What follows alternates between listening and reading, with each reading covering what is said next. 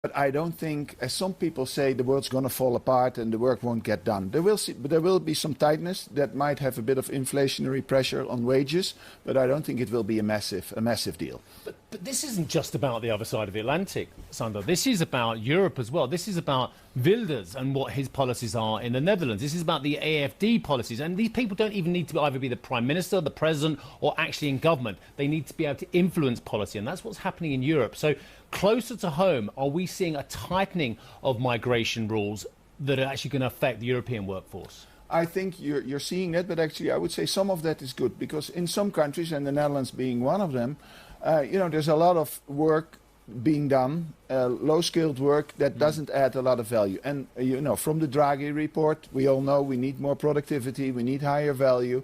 I get that, Sander, yeah. But I know young Dutch men and women and young English men and women, they don't want to do those jobs. So you say they don't add productivity, they don't add value. But who's going to do those jobs? Because I know a lot of, I'm going to say it, entitled millennials, entitled Gen Zers who don't want to get down and work hard to build up their career from the bottom. Well, disagree on the Gen Z. They want to work hard. They want the work-life balance as well. You're that's absolutely nice, right. because I don't remember having a work-life balance when I was building my career. You're right. But I think European economies in general need to think about what type of economy they want to be longer term. What does that mean for work, for skills? What does it mean in terms of what work needs to be done where? The roses, Netherlands used to be famous for the roses. They're now coming from Africa.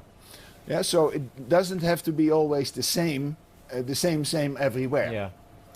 Well, let me ask you about diversity and inclusion in the workplace, because Trump overnight, in one of the speeches, was talking about a merit-based system. So it feels as though the movement towards creating greater equality, gender gap closure, greater demographics in the workplace, that's all taking a pause for now, and we're going back into reverse. Do you think this is welcome? No, not at all, and I don't think it's the case. Let me tell you what. As I said, talent is scarce. So the world, business needs everyone on board. Talent are looking, and that's what they overwhelmingly say in our survey, for a sense of community at work. And why do they say that? Because they are more productive, they can do a better job. So everybody on board, everybody in an environment where they feel comfortable is best for business. So what's happening here? Some businesses are pulling back some parts of their DE&I programs. Most businesses that I talk to are navigating and staying the course. Why? Because it's good for business. And one more thing.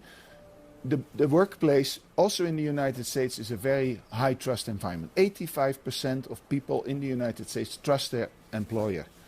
Employers don't want to put that trust at risk. I do wonder if that trust equation is going to change, and we haven't mentioned the phrase the intelligent age. This is a huge thing on the mountain. The intelligent age is about AI. Yeah. It is. But AI is coming, and the choice is whether you augment your workplace or whether you start to automate and step towards these AI solutions and reduce your workforce because of the high labour costs in recent years. What's coming as you talk about the future around AI? It's both. If you look at the jobs that will sort of disappear, anything that has clerk in it or designer, executive assistants, that is sort of very much under pressure.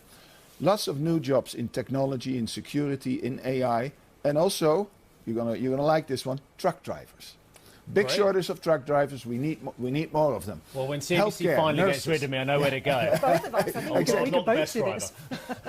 Let me come in with something else as well. I am sick of companies telling me that the workforce comes to them uneducated. The workforce comes to them without the right skills. Well, the best companies I know, maybe the best companies you know, and that's what I want to ask about as well, they actually take on the raw talent, they spot the raw talent, and they train them. They don't wait for the education system to do the job. They train them themselves. I can think of dozens of examples, whether it's apprenticeships or whatever, where they've taken someone they think is a really good person and they train them themselves. Yeah. Are the best companies actually doing that? They're doing that, and actually 60% of our employees that we've surveyed say